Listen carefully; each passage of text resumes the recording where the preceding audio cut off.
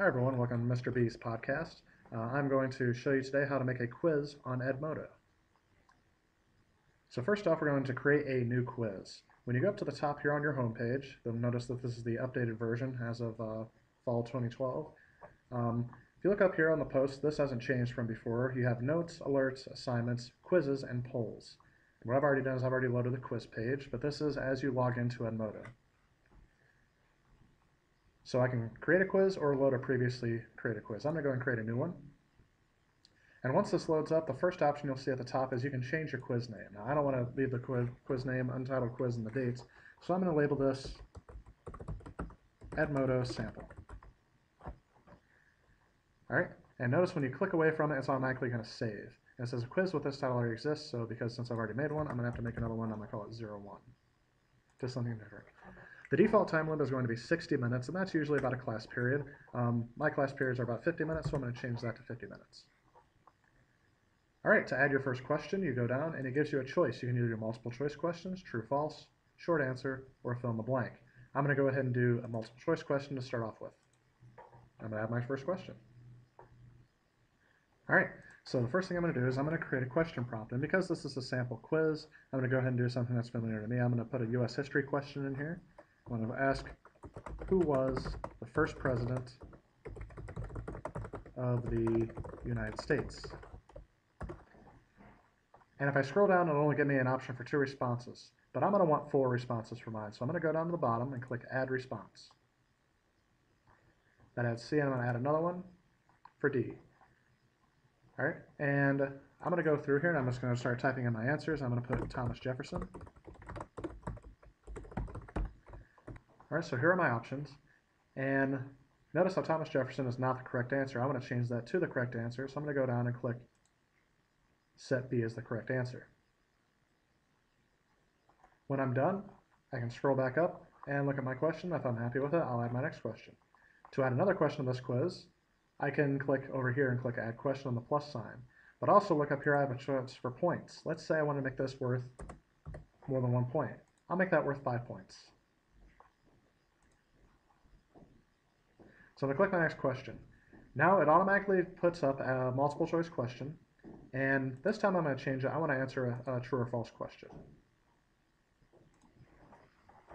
So just keeping with the same thing, I'm going to put, when I'm done typing my question, I will choose whether I want it to be true or false. And if you look at my answer, my answer will be true. And that is the correct answer. Now I'm going to add another question. And we'll make that worth 1 point. Seems kind of easy enough. Now I'm going to choose a short answer question. This will require the students to type in a short response to the question. Now this one's going to be a little bit more deep and meaningful, and this will be for your higher analytical questions. I'm going to go ahead and write a question about the revolution. All right, so now I'm done typing my question. And this is a very hard question, so I'm going to go ahead and add this be 10 points for my quiz. All right, I'm going to add one more question to my quiz, just so we can get through all the 4 different formats you can put on here. And I'm going to make it a fill in the blank question. Now notice how it says, use an underscore to specify where you'd like the blank answer to appear. You want to make the box big enough to fit the entire answer in, or else the students won't be able to see the whole answer at the same time. So let's go ahead and do,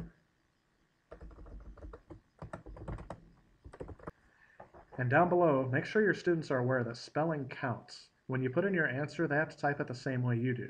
So conversely, if you type your answer in wrong and the students type it in right, then it's going to count it wrong just because the spelling was off. I'm going to put King George III. And I would recommend putting in a word bank for these students to look at, and you can either do that through paper and pencil, or what I've done before is I've just posted a comment saying, here's your word bank for your quiz. All right, and that's going to be my quiz for this hour. I'm going to go ahead and make this worth 4 points. That way we have an even quiz. It'll be worth about 20 points. And I can go back and review my questions that I like. Let's say I wanted to change this question, I could. Let's go ahead and add another question, and we'll load in a question we used off of another quiz, because I always like to recall information that we've already covered. So I'm going to load a question, and it says search previously created questions. And here are questions that I've just created, and here's some questions that I created a long time ago. I'm going to go ahead and add in this question. And now you can see it's on my quiz, along with the correct answer and everything. and I'm going to make this worth 5 points. When I'm done with my quiz, I can go over to the side and I can actually assign this quiz or preview it. Or I can type a description about this quiz. All right?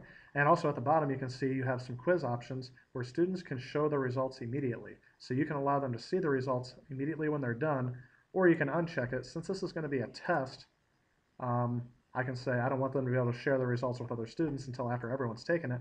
I can uncheck that box. But because this is a tutorial quiz, I'm going to go ahead and let them see the results when they're done. And I'm going to preview.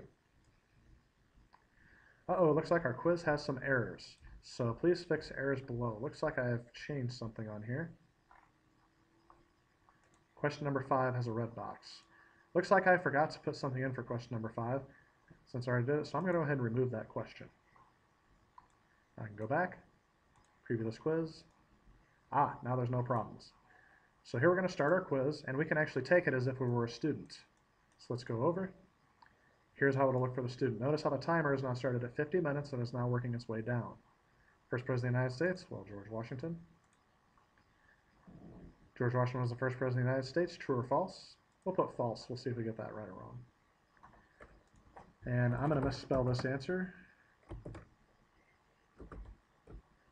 All right, and it says 4 out of 5 questions completed, but I'm going to go ahead and submit this quiz, even though I'm not done, because it's going to warn me. Are you sure you want to end this quiz? You have one unanswered question.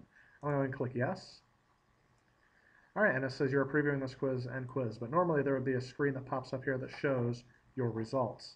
And you can even go through and say, what do you think of this quiz? You choose, was it awesome? Did you like it? Interesting? Tough and challenging?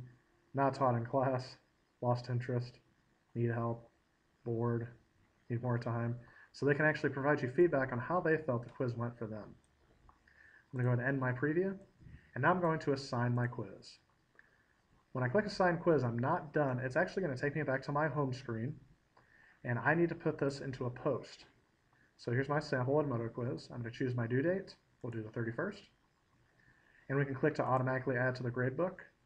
And you can send it now or you can schedule it. Well, we're not going to take this quiz for a little while, so I'm going to schedule it on the 25th.